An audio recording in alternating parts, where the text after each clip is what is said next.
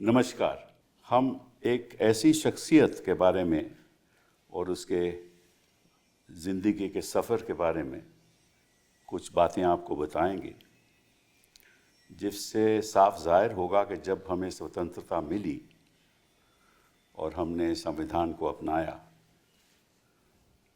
तो कई ऐसे लोग ऐसी परिस्थितियों से गुज़रे और अपने जीवन के सफ़र में एक चोटी तक पहुँचे। ऐसी कई कहानियाँ हैं और उन कहानियों को सुनकर हमें प्रेरणा भी मिलती है। कई ऐसे परिवार थे जो गरीब परिवार थे, वहाँ उन परिवारों से ऐसे शख्स उभरे जिन्होंने देश की कमान संभाली और ऐसे ऐसे पद पर पहुँचे जिससे लगा कि वाकई में स्वतंत्रता जब हमें मिली तो उन लोगों को भी मौका मिला।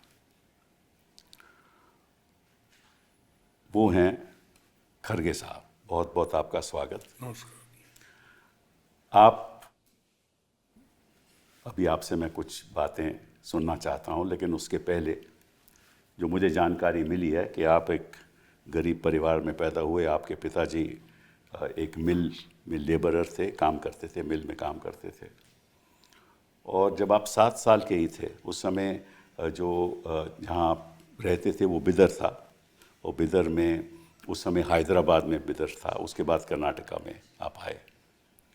तो उस समय जो निज़ाम था वो नहीं चाहता था कि हैदराबाद हिंदुस्तान में आ जाए, तो उसके जो रज़ाकार थे उन्होंने हमले शुरू किए और कई गांव में हमले उन्होंने किए। और आपका भी ऐसा गांव था जिस पे उन्होंने हमला किया, और आपका जो घर था जो जिस पे टिन शेड में आप रहते थे उसको उन्होंने जला दिया। उस समय आप वहाँ थे और आपके पिताजी खेत में काम कर रहे थे। जब उनको पता चला तो वो वहाँ पहुँचे, लेकिन आपकी माताजी की मौत हो गई उसी में, लेकिन आपको उन्होंने बचा लिया। इस परिस्थिति से अब तक, और ऐसी ये दर्दनाक परिस्थिति है, आपको अपने माता का स्नेह नहीं मिला, फिर भी आपने हिम्मत नहीं हारी। और ऐसे कई लोग हिंदुस्तान में हैं, इन परिस्थितियों से गुजरे हैं, हिम्मत नहीं हारी। आपने फिर ध्यान शिक्षा पे दिया, आप पढ़े, वहीं एक स्कूल में पढ़े। उसके बाद अब गवर्नमेंट कॉलेज में आपने लॉ किया, और लॉ के बाद आप लेबर मूवमेंट में आ गए। और इसके बाद की जो कहानियाँ और आपसे शब्दों से हम सुनेंगे, लेकिन आपसे मैं पूछना चाहता हूँ कि उस परिस्थिति में जब आप छोटे से थे, आपके मन में क्या बीत रही थी? मन में देखिए, उस वक्त की परिस्थिति बहुत अलग थी। रज़ाकारों ने एक डिमांड रखा था कि निज़ाम स्टेट इंडिपेंडेंट रहे, और चंद लोग पाकिस्तान को जोड़ना चाहते थे। उस वक्त उन रज़ाकारों ने, रज़ाकार मीन्स वॉलेंटियर्स, That's right. तो वो वॉलेंटियर्स हर गांव-गांव जाना, प्रचार करना कि आप लिख के दो, हम ऐसा इंडिपेंडेंट चाहते हैं, आज़ादी हमारी अलग रहने दो, पहचान हमारी अलग रहने दो। तो वैसे वक्त हमको तो उतना ये चीज़ों में मालूमात भी नहीं थे। मैं किसी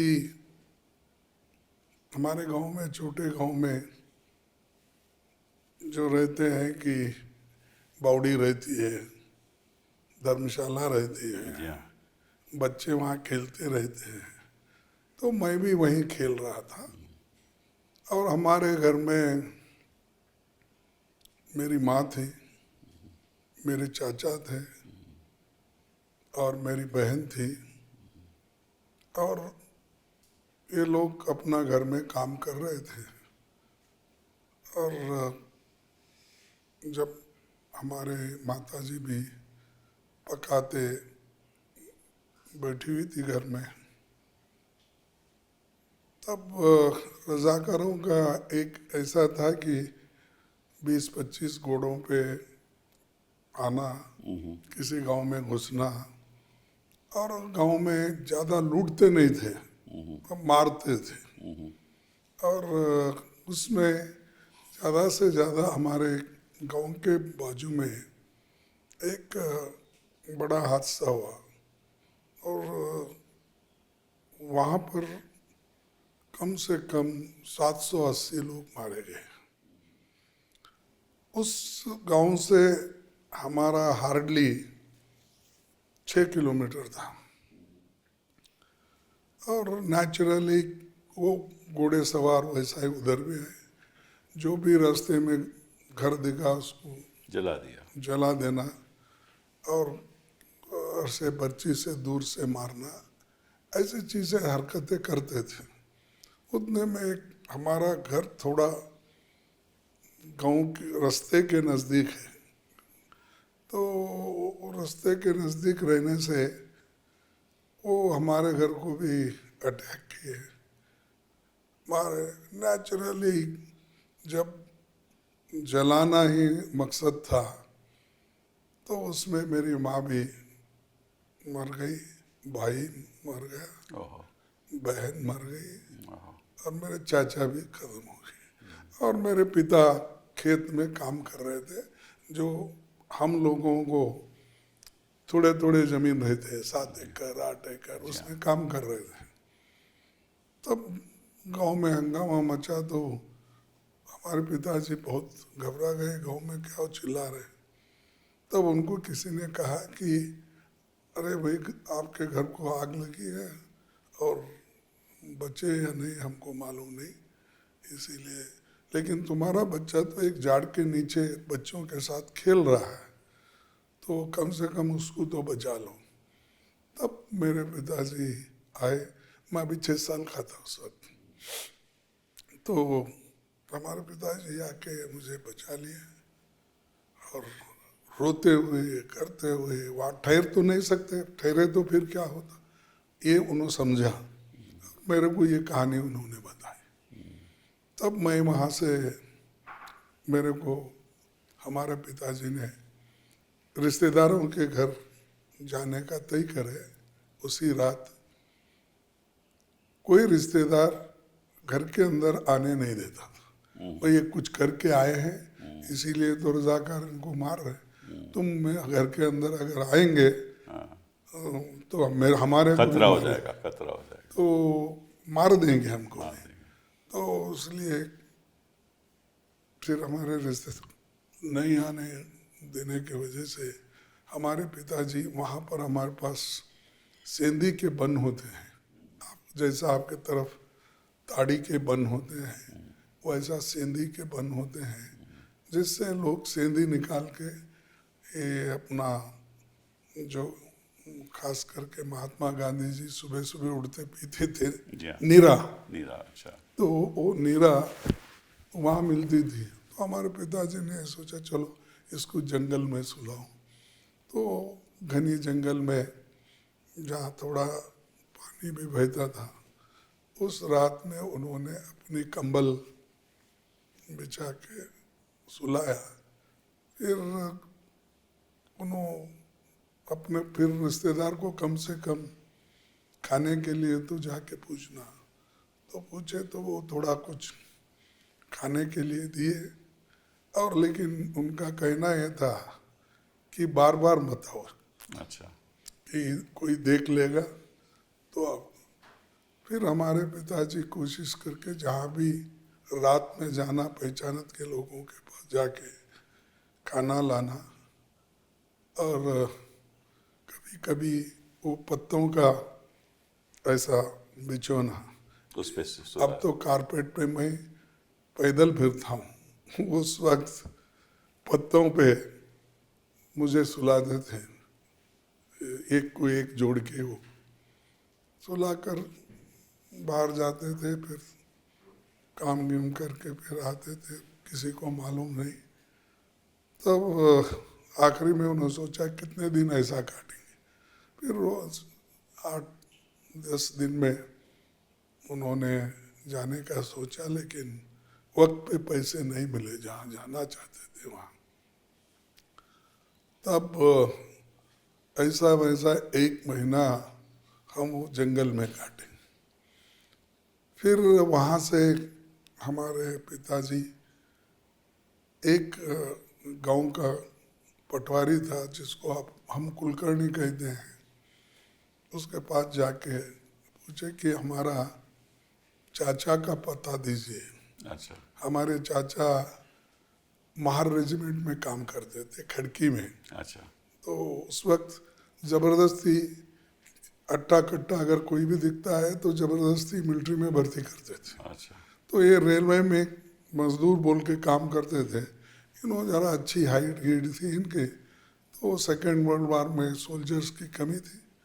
तब उनको ज़बरदस्ती ले जाके मिलिट्री में भर्ती कर दिया और वो पूना में खड़की में भर्ती होके थे।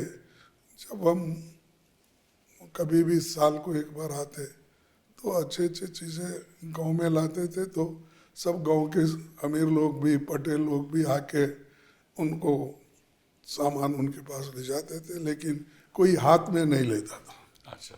तो वो रख देते थे अपने मंच पे। वो क्या बोलते हैं, हमारे पास ये खाट रहती ना, जी हाँ, जो जी हाँ। धाबा में वैसा, उस पे रखना, वो लोग उठा लेके जाना, ऐसा करते थे। तो आप उस समय स्कूल में पढ़ते थे? कहाँ पढ़ते नहीं थे? नहीं नहीं नहीं, अभी स्कूल को आया ही नहीं मैं। अच्छा। मैं तो ये हमारे पिताजी ने जो बताया और मैं उनको खुद देखा था। अच्छा। इसको हमारे चाचा को, जिनका नाम नरसिंह राव है, अच्छा। नरसप्पा बोलते थे, नरसिंह राव बन गए। अच्छा। तो वहाँ से जाना, तो हम ये नांदेड़ की ट्रेन थी, नांदेड़ से मनमाड, मनमाड से ऐसा पूना होके आती थी हैदराबाद की ट्रेन, क्योंकि वहाँ रेलवे स्टेशन हमारे गांव से 12-13 किलोमीटर कुछ था। है अभी भी भालकी तालुका, जिस गांव में मैंने जन्मा। अच्छा। और वरवट्टी मेरा गांव का नाम है। जी हाँ, जी हाँ। सो वहाँ हमने जो गया ट्रेन से, तो पहुँचे खड़की में पूना। तब इंक्वायरी हमारे उस पते पे पिताजी वहाँ के लोगों से पूछे, मिलिट्री के लोगों, तब उन्होंने ले जाया वो सब स्टोर रूम जो भी रहता, टेबल, ये उसमें उन्होंने बताया ये नंबर वाला ये रेजिमेंट में ये है। तो उन्होंने छानबीन करके निकाले, तो रजिस्ट्री में उनका नाम था। जब छुटते वक्त, क्योंकि उनको 1947 में आज़ादी मिली, जी हाँ। तो हमको आज़ादी अभी नहीं मिली, हम घूम रहे थे सिर्फ। तो उतने में वहाँ उन्होंने पूछने के बाद उन्होंने कहा ये काम तो यही करता था, सब वॉलेंट्री पैसा लेके गया सब है, लेकिन उन्हें रजिस्ट्री में डेस्टिनी नहीं लिखा। अच्छा। कहाँ पहुँच रहे हैं ये नहीं लिखा, इसीलिए हम नहीं बता सकते। तो फिर हमारे पिताजी निराश हो गए और वहाँ से फिर हम वो जो गुलबर्गा ट्रेन आती है, जो बॉम्बे से शोलापुर, शोलापुर से गुलबर्गा, गुलबर्गा से हैदराबाद जाती है, वो ट्रेन से हम आए। आने के बाद वहाँ उतरे तो वहाँ मिल थी, जिसको कहते हैं MS के मिल, यानी महबूब शाही कलबुर्गी। के का मतलब अब गुलबर्गा, गुलबर्गा मशहूर है वो, लेकिन उस वक्त उसको कलबुर्गी कहते थे। अब फिर न कलबुर्गी रखा गया उसका नाम। तब वहाँ हमारे चाचा के घर जहाँ पहुँचे, तब तक उनकी शादी हो चुकी थी। ज़रा अच्छे इसमें, जो मिल में अच्छा जॉबर की पोस्ट होती है वो अच्छी, ज़्यादा काम करना नहीं पड़ता, लेकिन 32-40 लोगों के ऊपर देखभाल करने का। तब उन्होंने सोचा कि कैसा हमारे अच्छा है, भाई काम में। लेकिन उनके हमारी चाची जो बन गई थी, उसने वो नहीं चाहती थी कि हम लोग उनके साथ रहे, तो उन्होंने भी फिर 1-2 दिन में ही अच्छा। अनबन बन गए।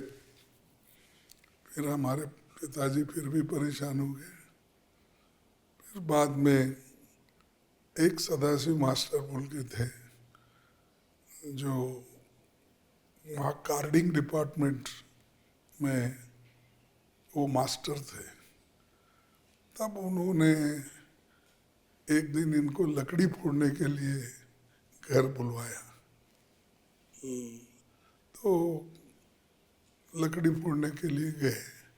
तब वो उन्होंने पूछा क्या काम करते हैं क्या नहीं, इन्हें अपनी हिस्ट्री बताई ऐसा ऐसा। तो फिर सदाशिव मास्टर ने क्या किया कि इनको तुम कल आओ, मैं कम से कम बदली नौकरी देता हूँ। बदली मीन्स हाँ, अगर करेक्ट। हाँ, हाँ को नहीं आता है, तो अगर फिर, उसकी हाँ। जगह पे थोड़ा काम सीखो, उसके बाद तो ऐसा ही आहिस्ता आहिस्ता सीखते वो काम मिला, वहीं तो रहे। वहीं फिर आप स्कूल में वहाँ जाकर स्कूल में? वहीं पर रहे। और वहीं पर एक उनकी मिल वालों की एक स्कूल थी, जी हाँ। उसमें मुझे उन्होंने पढ़ाया। फिर पढ़ाने के बाद वो क्या हो गया, वो स्कूल ठीक नहीं था, क्योंकि टीचर्स बराबर नहीं, वो नहीं, और उसमें भी डिस्क्रिमिनेशन था कि बहुत गरीब बच्चों को एक अनट्रेन्ड टीचर को लगा के पढ़ाते थे, अच्छा। और अच्छे जो सुपरवाइजर जो ये है उनके बच्चों को अच्छा, वहाँ भी डिस्क्रिमिनेशन थी? वहाँ भी डिस्क्रिमिनेशन। तब अपने पिताजी बोले इसको कैसा भी पढ़ाना है, क्योंकि हमको तो एक तो का माँ नहीं, कोई भी नहीं भाई।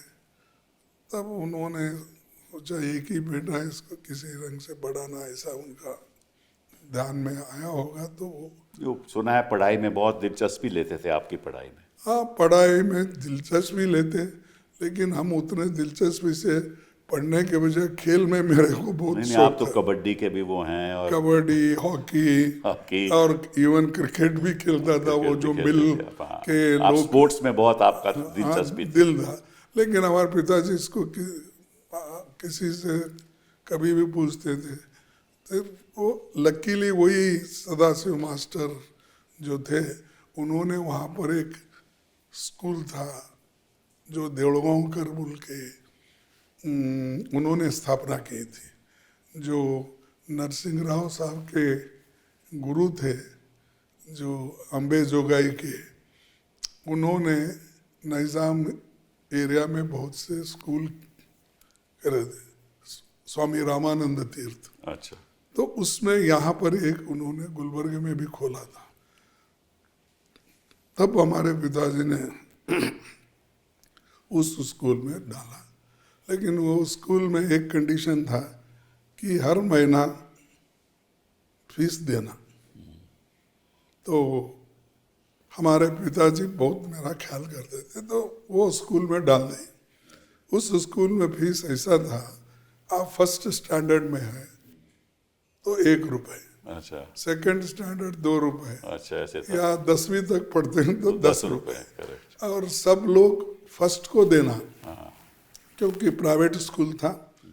आधे से ज़्यादा आरएसएस के टीचर थे, और खास करके जो महात्मा गांधी जी की हत्या हुई, होने के बाद पूना में से बहुत से टीचर्स भाग के गुलबर्गा आए, अच्छा, निज़ाम स्टेट में। अच्छा, अच्छा। तो वहाँ पर वो पार्ट टाइम पढ़ाने का या फुल टाइम पढ़ाने का इसलिए काम करते कि वो गांव को नहीं जाना चाहते थे, पूना इधर। फिर उन्होंने, हमारे पिताजी ने, अब ठीक है मेरे को एक कंसेशन दीजिए कि मेरी तनख्वाह हर 10 तारीख को मिलती है। हाँ, तभी हम पैसा दे पाए। हाँ, तब मैं उस दिन ही मैं आपको शाम को दूंगा। तो उन्होंने अलाउ किया। 10 दिन के बाद सभी लोग फर्स्ट को देते, 10th को अलाउ किया। अलाउ करने के बाद वहीं हम पढ़े। पढ़े। फिर उसके बाद आपने लॉ गवर्नमेंट कॉलेज में किया? नहीं नहीं, नहीं। वहाँ पर एक प्राइवेट लॉ कॉलेज उस वक्त नहीं था। अच्छा। पूरे पूरे हैदराबाद कर्नाटक में एक ही डिग्री कॉलेज थी। अच्छा। वो सूबेदारी बोलते थे, उसमें चलाते थे निज़ाम के वक्त। अच्छा। कोई कॉलेज गिले ज़्यादा नहीं थे, अच्छा। अच्छा। एक या दो थे। हमारे ज़िले में एक ही था, और वो बीदर से भी लोग वहीं आते थे। तो वो कॉलेज यहाँ मैट्रिक नूतन विद्यालय में मैं अपना मैट्रिक पास किया। तो उसके बाद में कॉलेज को गवर्नमेंट लॉ कॉलेज आपने कब किया फिर? कॉलेज सतत वैसा ही। उसके बाद देखिए, मैं 61 में मैट्रिक पास हुआ, हाँ। 62 में पीयूसी पास हो गया, हाँ। 65 में मैं ग्रेजुएशन कंप्लीट किया, अच्छा। 67 में मैं लॉ ग्रेजुएट बना, ओह। 68 में मैं बार काउंसिल एग्ज़ाम, उस वक्त बार काउंसिल correct. एग्ज़ाम रहता था, उसके बगैर आपको वकालत करने नहीं देते थे। फिर वो बेंगलुरु जाकर मैं वहाँ महावीर, एक दोस्त था मेरा जैन, उन्हें वो हम मिल के रहते थे, क्योंकि हमारी दोस्ती उसकी अच्छी थी। स्टूडेंट यूनियन का इलेक्शन में उसको लड़ाया था, मैं भी लड़ा तो था। आप भी लेबर यूनियन में भी तो आप पढ़े? बाद में वो। बाद में हुए? ऐसा ही एक है सिलसिला, हमारा कहीं कटा नहीं। अच्छा। ऐसा उसके बाद यहाँ जो जैन मंदिर में आके हमने दोनों एक ही रूम में रह के फिर law examination, bar council examination दिए।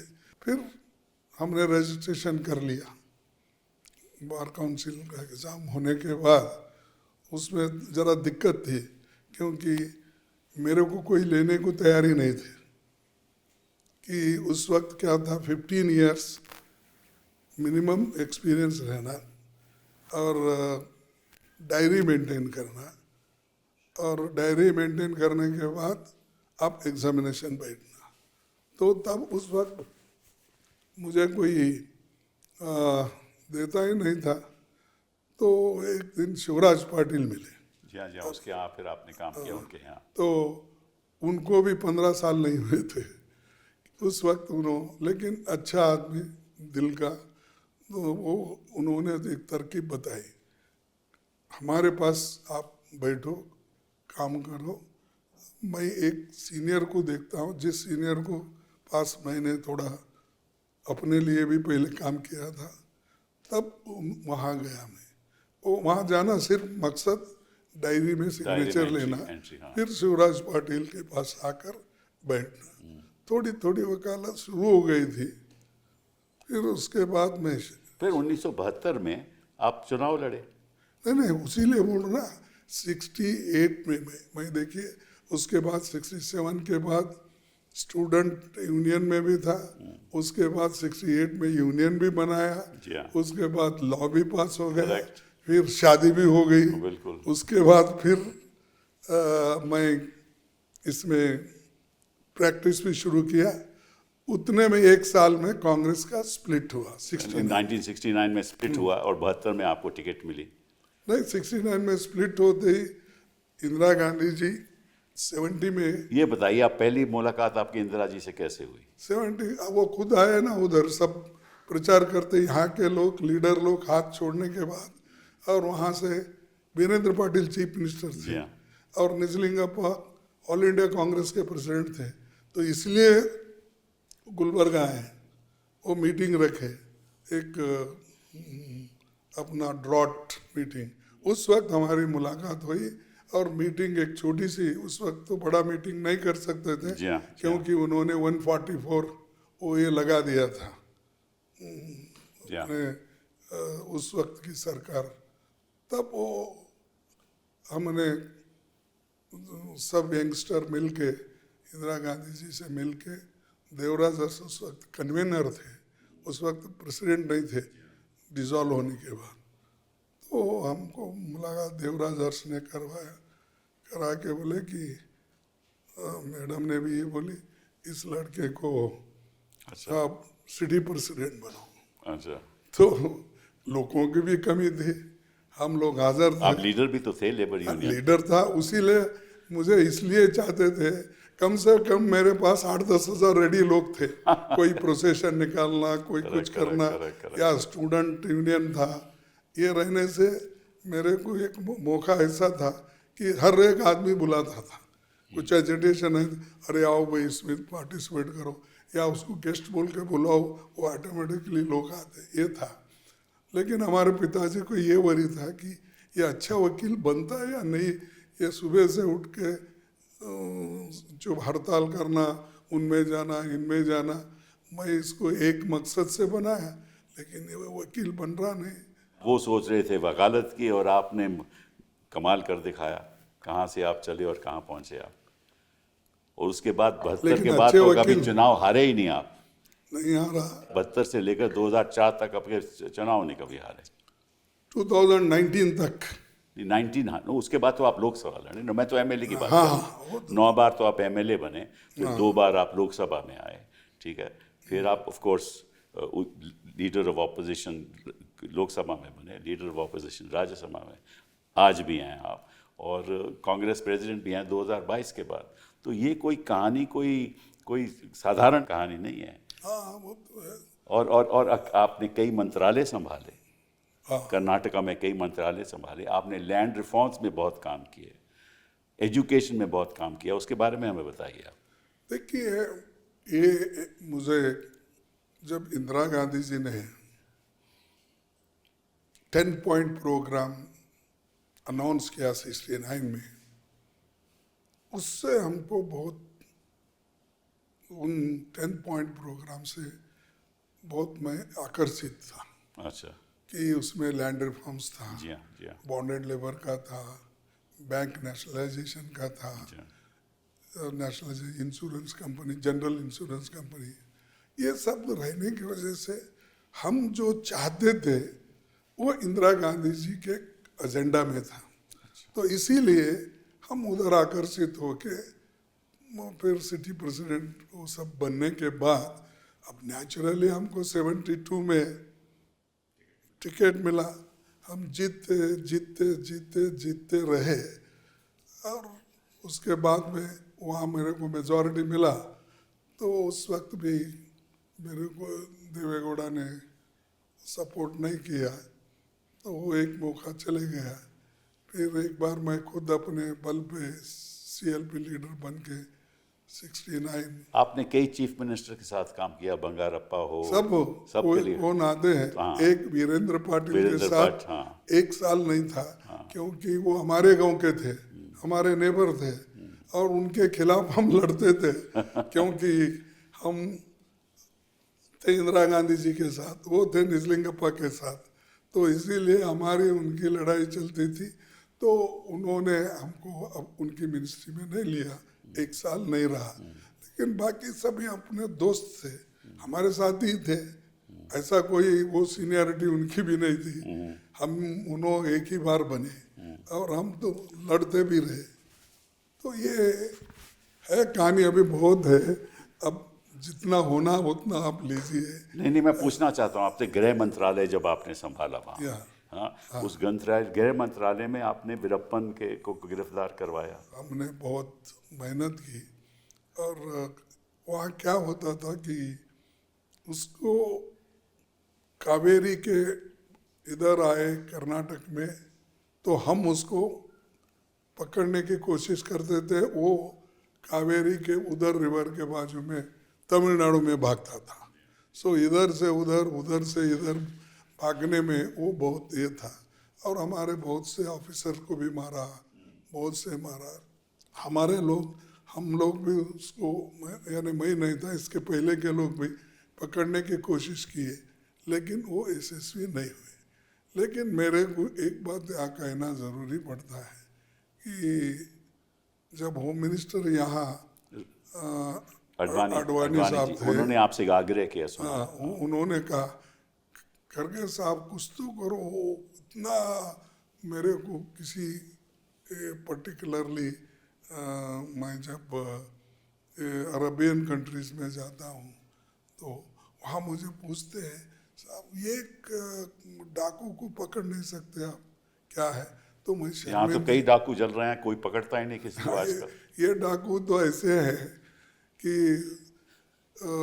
खुद भी खराब हो रहे, दूसरों को भी खराब कर रहे हैं। तो तब उन्होंने मेरे को बहुत मदद की, यहाँ से मशीन ये 303 सब, उसके बाद में कार जो पूछा मैं दे दिए। लेकिन इसके बावजूद भी वो लोग ही उसको घर में छुपा लेते थे, उनके कम्युनिटी के लोग। तो आखिरी में हमने एक जयललिता जब आ गई, वो कोऑपरेट करी, तो हम हमारे एरिया में आए तो हम उसको मारने लगे, वो एरिया में गए तो वो मारने लगे। तो एक विजय कुमार बोल के बहुत अच्छा ऑफिसर था, यहाँ सीआरएफ का भी चीफ था वो बाद में, वो बहुत ऑनेस्टी से काम किया। और हमारे पास भी बहुत से ऑफिसर्स थे, फिर ये एक का नाम नहीं लेना चाहता हूँ मैं, क्योंकि आप बेचारे सभी तो मेहनत करे, तो पकड़ा गया। पकड़ने के बाद हम पकड़े, उधर कूद गया। अच्छा। तो जयललिता ने क्या कर दिया, उसको पकड़ लेके सीधा चले गए उनके ऑफिसर्स, और उनको क्रेडिट उनको मिला। तो हमारा पकड़ना हमारा हो गया, उसको सब करना। तो क्या फर्क पड़ता है, आपने जो करना था वो किया। नहीं, करना तो किया, लेकिन ऐसा है ना, दुनिया में क्रेडिट उसी वक्त मिलता है। तो 99 मार्क्स भी अगर आप लेंगे, अगर एक मार्क नहीं मिलेगा तो 100 नहीं हो जाएगा। तो यही तो हो रहा है आज के दिन के, हमने काम तो सारी यूपीए ने किया और क्रेडिट ये लोग ले रहे हैं। इसीलिए ले रहे हैं, उनकी आदत है। देखो, ये लोगों की जब झूठ बोलने की आदत होती है, और ये लोग दिल से काम नहीं करते, दिखाने के लिए करते, और इसके लिए तो वो एक बहुत बड़ा काम हमने किया, वीरप्पन का, तेलगी का, उसके कावेरी वाटर डिस्प्यूट का, जिसमें प्राइम मिनिस्टर खुद पैदल चलना शुरू करे, कृष्णा ने। तो ऐसा बहुत से काम है। अब कंबालपल्ली का मर्डर केसेस, जो खुद सोनिया गांधी जी आए थे वहाँ, और उन्होंने बहुत फील करा कि क्या इतने लोगों को मार रहे, क्या गवर्नमेंट। तब हमने कुछ कमियां थी वो बताए, लेकिन बाद में मैडम डांट कर ठीक कर दी वहाँ वो लोगों को। उससे हमने उस खास करके होम मिनिस्ट्री में जो काम हमने किया, अब कोई ऐसा दिखता नहीं करने वाले। तो एक और दिलचस्प बात है कि आपने अपने इलाके के लिए आर्टिकल 371J में अपने इलाके के लिए बहुत बहुत बड़ा काम किया, जो ज़रा बताओ दर्शकों को। अमेंडमेंट देखो, आर्टिकल 379 कॉन्स्टिट्यूशन अमेंडमेंट हुई जो हमने किया है, शायद ही दूसरे किसी को वो दूसरे कोई कर नहीं सकते, नहीं बोलता। जब यूनानिमस है तो कर सकते हैं, लेकिन आपकी माइनॉरिटी गवर्नमेंट रख के 2/3 मेजॉरिटी लाना बहुत मुश्किल काम है। और उसमें हमने जो किया आर्टिकल, लेकिन बहुत मुश्किल ये हो गई कि क्या उसमें डिमांड रखना, कौन से मुद्दे उस आर्टिकल में डालना। इसके लिए मैं सब जगह फिरा। अच्छा। और आपके पास भी आया था मैं। जी हाँ। और हमारे पास एक बात हो रही थी, लॉ मिनिस्ट्री बहुत बदल रही थी। जी हाँ। लॉ में मुझे मालूम, एक से एक दूसरे गया, तीसरे, ऐसा मेरे को हर जगह घूमना पड़ता था। आखिरी में होम मिनिस्टर भी बदल रहे थे एक दो तो मेरे को ऊपर, लेकिन मैं बाहर नहीं बोला इसलिए कि मेरा काम खराब होता था, और कुछ बात भी बहुत बड़ा काम किया आपने। तो मैं उस एरिया में मैं बोला, जब तक हमारा निज़ाम का एरिया है, हैदराबाद कर्नाटक स्टेट, वो 3 जिले, गुलबर्गा, बीदर, रायचूर, इन 3 जिले के लिए मैं उनको कुछ करके देना, तभी ये आर्टिकल 371J। और इसको सबका सपोर्ट बाद में मिला। इवन बीजेपी वाले भी सपोर्ट किए, और आप लोगों ने भी बहुत सपोर्ट किया। कैबिनेट में वो थोड़ा सा अटक रहा था जब हमारे प्रणब मुखर्जी साहब थे, तब अगर ऐसा करते गए तो इसको ये एक पेंडुलम बॉक्स यहाँ पर प्रधानमंत्री जी का साथ मिला उस समय आपको? हाँ, प्रधानमंत्री तो इसके फेवर में बिल्कुल फेवर मैं में। खास करके धन्यवाद दूंगा कि मैडम सोनिया गांधी जी को, बहुत उन्होंने, क्योंकि उन्होंने बहुत इंटरेस्ट जी लिया। हाँ। मैं जहाँ फोन करो उनको कहता था, रिक्वेस्ट करके उनको सबको फोन करके उन्होंने कहते थे देखो इसको एक मदद करो। मैं खुद ये सोनिया जी हमेशा सोशल कार्य के लिए हमेशा साथ वो देती हैं। गुलबर्गा मैं खुद ही गई थी हालात देखे, और ये मैंने इलेक्शन में भी, मेरा इलेक्शन में मैं वही एक शर्त रखा था। बहुत पिछड़ा इलाका है गुलबर्गा। हाँ, मैंने ये शर्त रखा था कि अगर मेरे को यहाँ से कर्नाटक से दिल्ली भेजना है तो मेरे को ये आर्टिकल 371J अगर देंगे तो मैं जाऊँगा, नहीं तो यहीं रहूँगा। तो आखिरी में वो हुआ, हमने उसका फ़ायदा उठाया। आज हज़ारों लोग डॉक्टर्स बन रहे हैं, जी हाँ, इंजीनियर्स बन रहे हैं, बिल्कुल, प्रोफेशनल्स बन रहे हैं, बिल्कुल।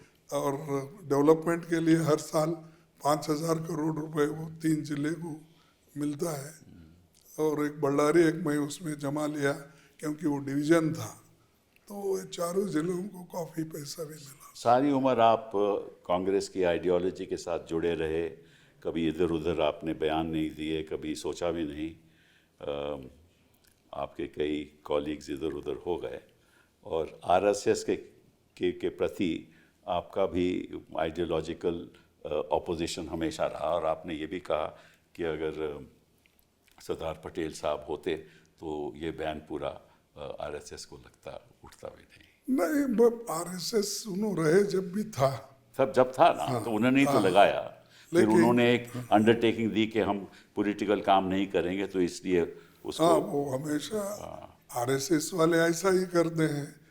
ब्रिटिश के ज़माने में भी लिख के दिया माफ़ीनामा, जी हाँ, जी हाँ, सब कर दिया, फिर बाद में वही शुरू करे, और वल्लभ भाई पटेल जी के ज़माने में भी वही किया। जी हाँ, जी हाँ। तो ये क्या है आरएसएस? इसके बारे में कुछ बताइए हमें।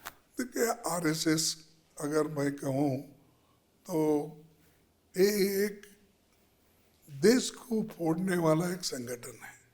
आप बोलेंगे कैसा? देखो, हम कॉन्स्टिट्यूशन कहते हैं हम सभी लोग सेक्युलर, इसमें जात पात धर्म कुछ नहीं, सब धर्म एक है, सब जाति के लोग एक है। तो आप बताइए, जब मैं खुद हिंदू बोल के बोलता हूँ, आप हिंदू नहीं मानते मुझे, जी हाँ, और मुझे जहाँ का वहीं रखना चाहते हैं।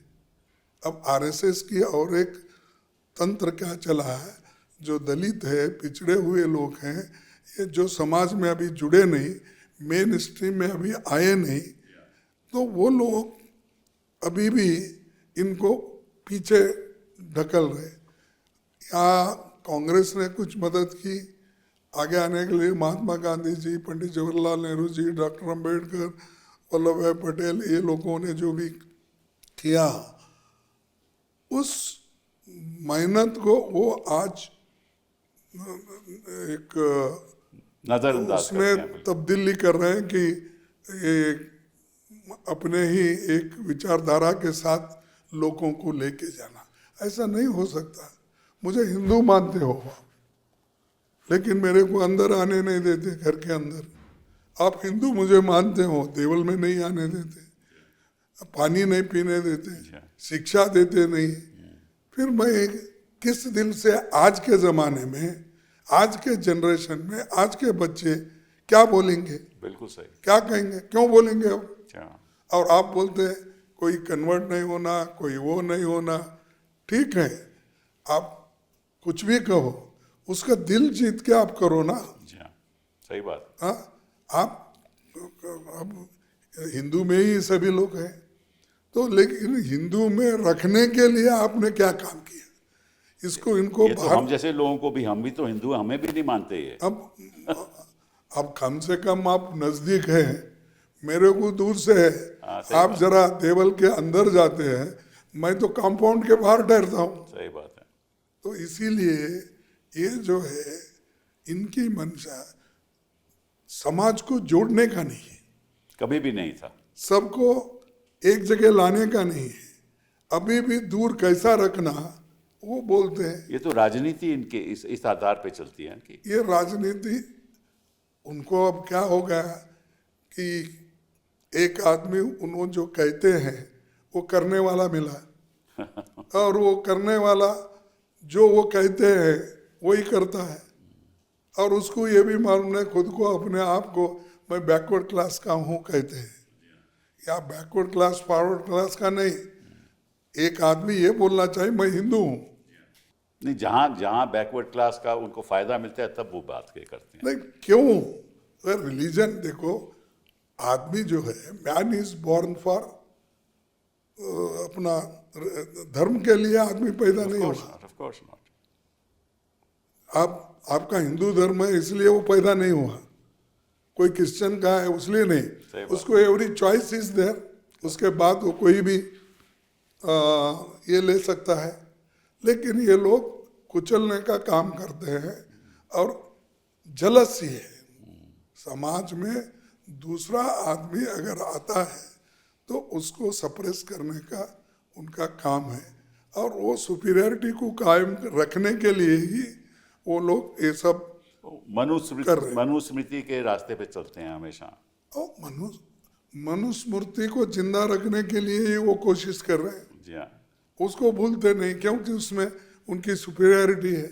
और मेरे को आश्चर्य हुआ, कई जजेस भी अपने जजमेंट में आजकल ये दे रहे हैं कि फलाना इसमें ये कहा गया, ग्रंथ में ये कहा गया, और चतुर्वर्ण का भी कोई जिक्र किया एक आधा जज ने।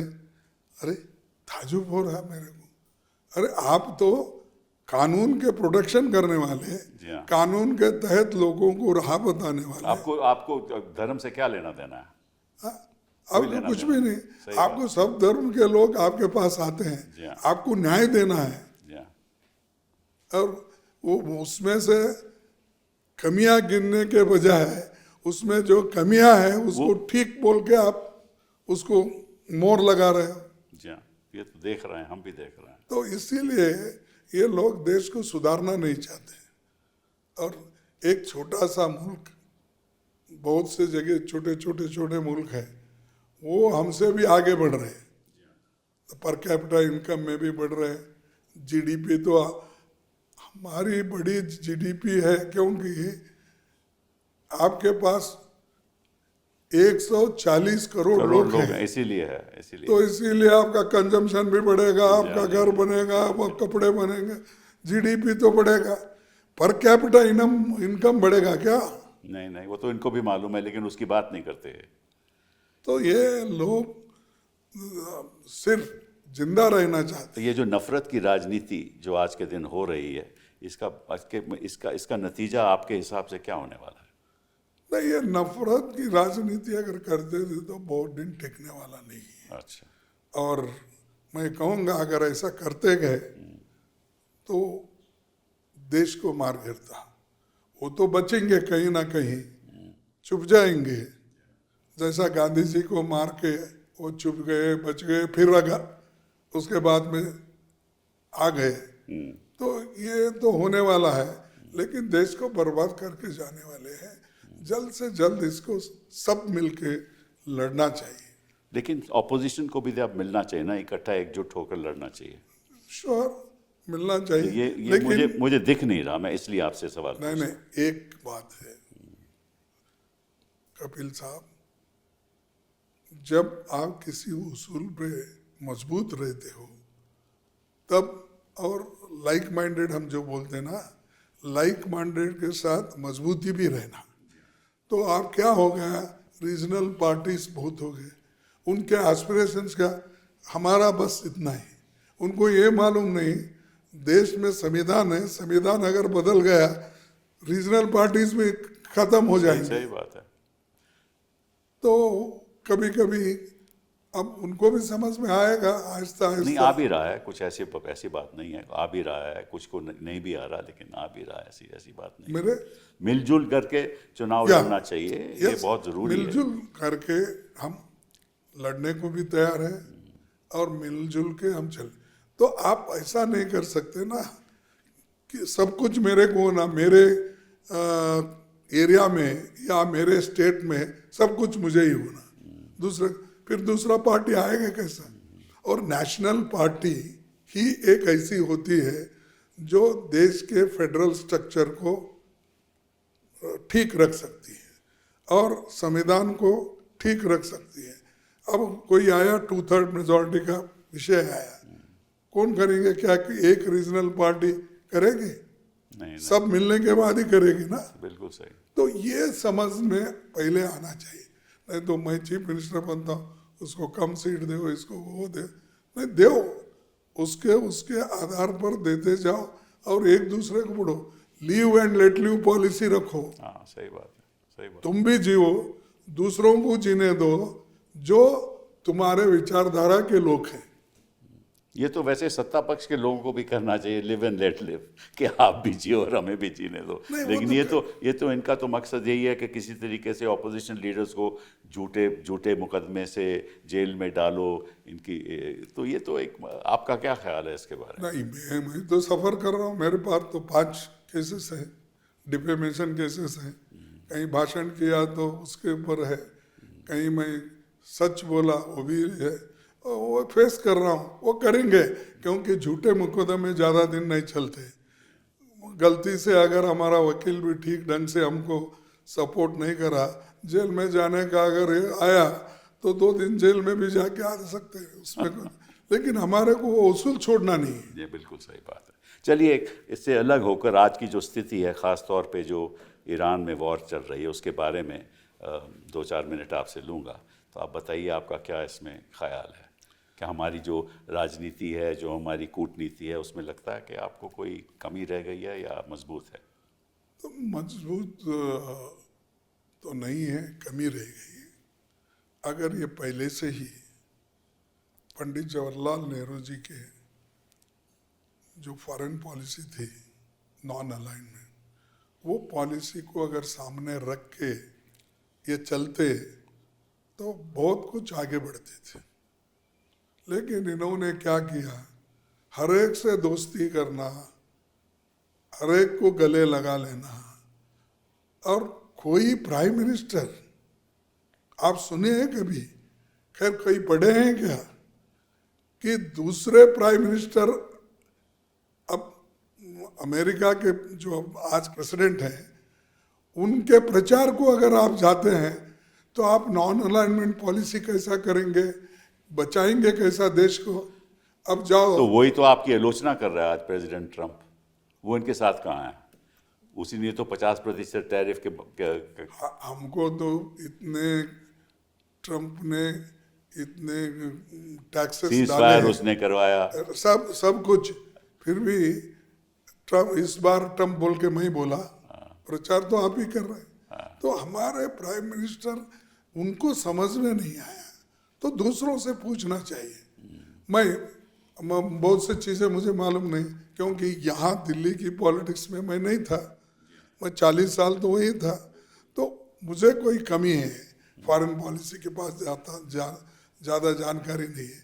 आप लोगों से मैं पूछता हूँ, दूसरे सेक्रेटरी जो है फॉरेन सर्विस में काम किए हैं उनसे पूछता हूँ, और लॉ में कुछ कमी है, किसी बिल में कुछ कमियाँ हैं तो हम किसी से सलाह करके बात करते हैं। अरे भाई, जो चीज़ आपको नहीं आती वो उनको तो सब कुछ आता है, आप कैसे कहते हैं उनको नहीं आती है? उनको तो सब कुछ आता है। यहाँ पर तो ऐसा है, प्राइम मिनिस्टर का और बीजेपी पार्टी के नेता में पूरा ज्ञान उनके पास ही है, किसी से सीखना ही नहीं है, ये उनकी आदत है। और मुझे कुछ भी नहीं आता फिर भी मैं सब श्रेष्ठ हूँ बोले तो कैसा?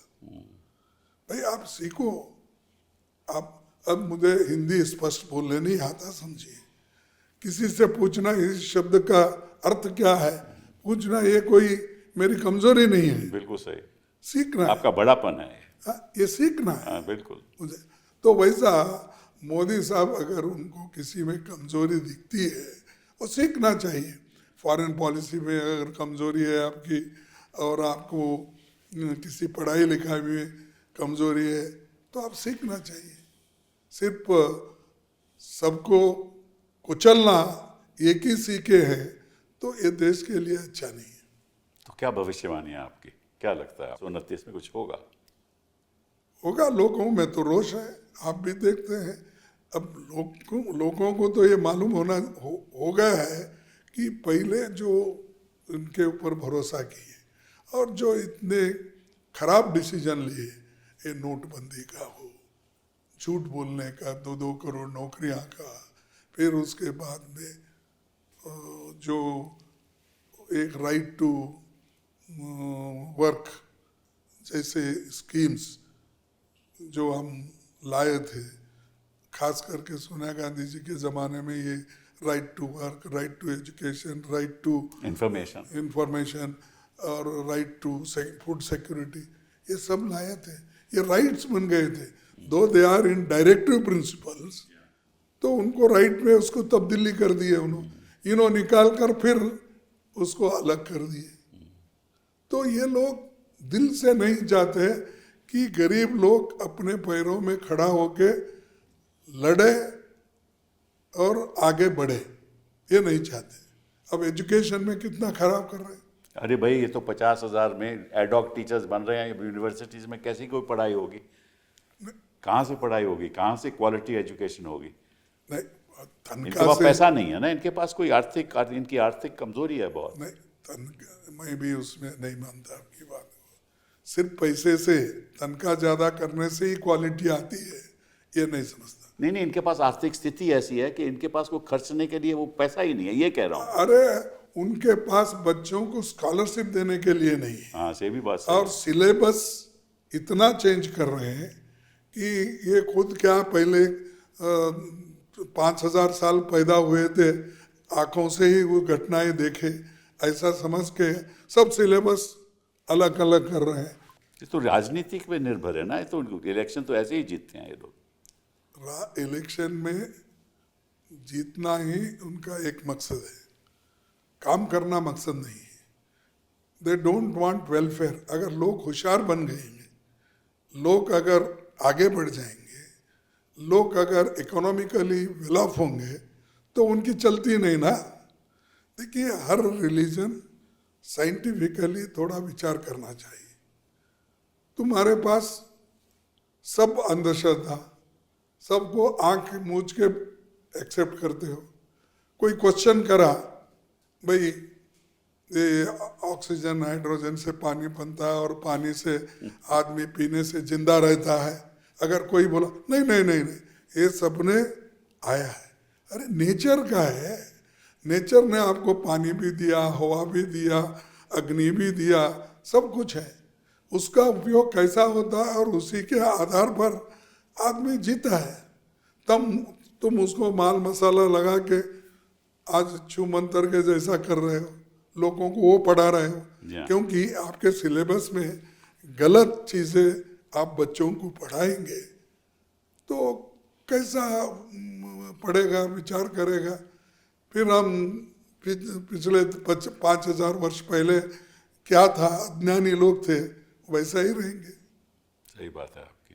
तो मेरा हिसाब, मेरा मन जो कहता है वो कि विपक्ष को इकट्ठा होना चाहिए और इनके जो षड्यंत्र हैं, झूठे षड्यंत्र हैं, उसको जनता के सामने लाकर कुछ राजनीति में सुधार होना चाहिए, ताकि अच्छे लोग जो देश के भविष्य के बारे में सोचते हैं, चाहते हैं कि बेहतरी हो, ख़ास तौर पे गरीब लोगों की, हम आकांक्षा करते हैं कि ऐसा होगा। और आप जैसे लोग राजनीति में बैठे हुए हैं, निश्चित रूप से कुछ ना कुछ करके दिखाएंगे। बहुत बहुत आपका धन्यवाद। धन्यवाद, थैंक यू।